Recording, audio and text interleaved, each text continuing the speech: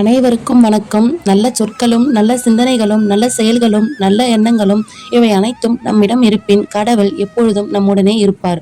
நம்ம இன்னைக்கு என்ன பதிவு பத்தி பார்க்க போறோம்னு பார்த்தீங்கன்னா, நம்மளுக்கு முக்கியமான தேவைப்படுற ஒரு விஷயத்தை பத்தி தான் நம்ம இப்ப பார்க்க போறோம்.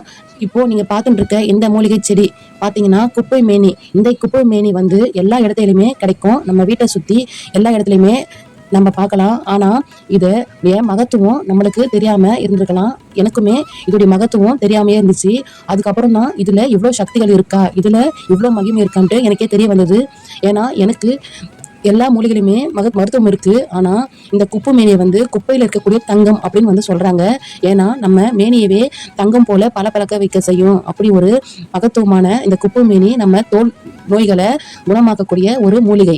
அது மட்டும் இல்லாம நம்ம உட்கொள்ளும் போது சளி போன்ற தொந்தரவுகள் இருக்காது. எல்லா மூலிகைக்குமே எல்லா செடிக்குமே ஒரு ஒரு மெடிக்கல் யூசஸ் இருக்கும். ஆனா இந்த மருத்துவ குணங்களையும் தாண்டி இதற்கு நிறைய ஆன்மீக பயன்கள் இருக்கு.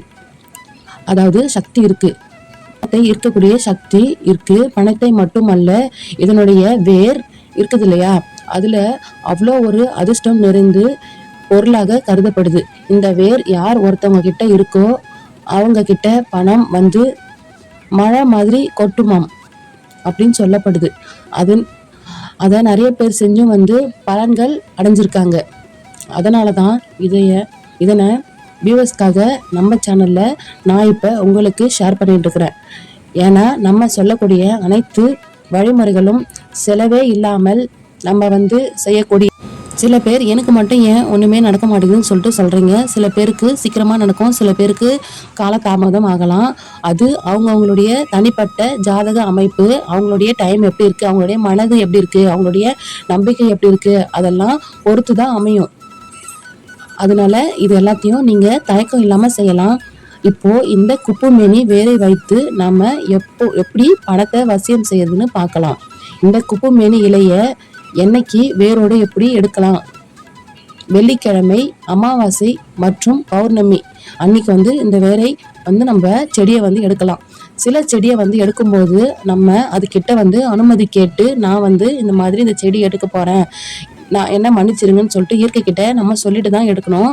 ஆனா அந்த குப்பை மேனி செடிக்கு வந்து அந்த மாதிரி எந்தவித சாபமும் வந்துடாது. அதனால நம்ம பயப்படாம தாராளமா வந்து எடுக்கலாம்.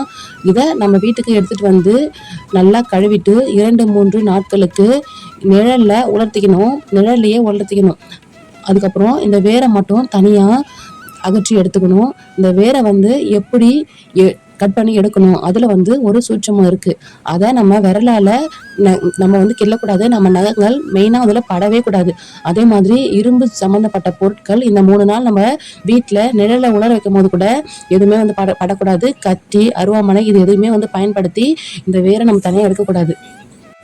அப்போ நம்ம இதை எப்படி எடுக்க முடியும் அப்படின்னு பாத்தீங்கன்னா, ஏதாவது ஒரு கல்லு இருந்துச்சுன்னா அதை வச்சு நசுக்கி இது பண்ணி கூட எடுக்கலாம். அப்படிலாம் நம்ம வீட்டுல இருக்கிற மரப்பொருள், மத்து, அந்த மாதிரி பூரி உருட்டுற கட்டை இது ஏதாச்சும் வச்சு நம்ம தனியா ரிமூவ் பண்ணி நல்லா ப்ரெஸ் பண்ணாவே தனியா ரிமூவ் ஆகி வந்துடும்.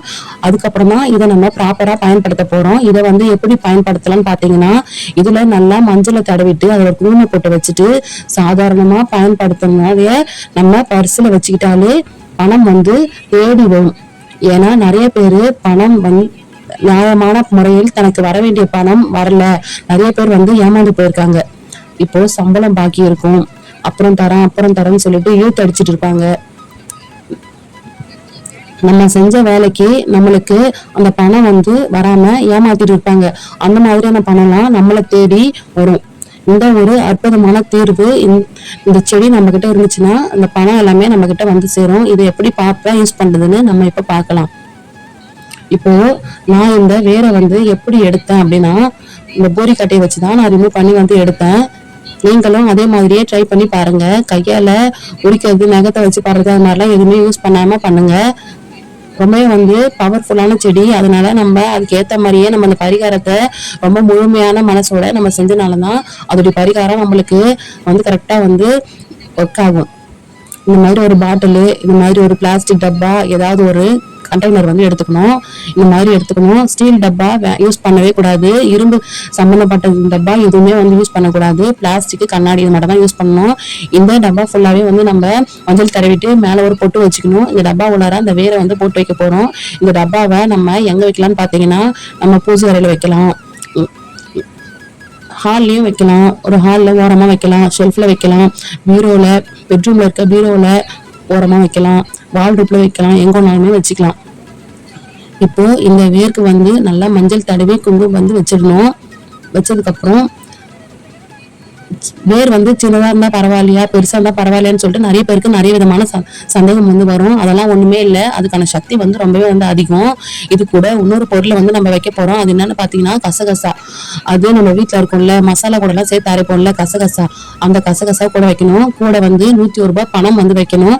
நம்ம 101 ரூபாய் தான் வைக்கணுமா அப்படின்னு வந்து எந்த ஒரு அவசியமும் கிடையாது. நம்ம கையில இருக்கிற 11 ரூபாயோ 51 ரூபாயோ அப்படின்னு சொல்லிட்டு நம்ம கிட்ட இருக்கிற அமௌண்ட்டை ஒற்றைப்படியா வைக்கணும். அப்படி இல்லாச்சும் நம்ம கிட்ட நகை இருந்தா அந்த தங்க நகையை கூட நம்ம கூட சேர்த்து வைக்கலாம்.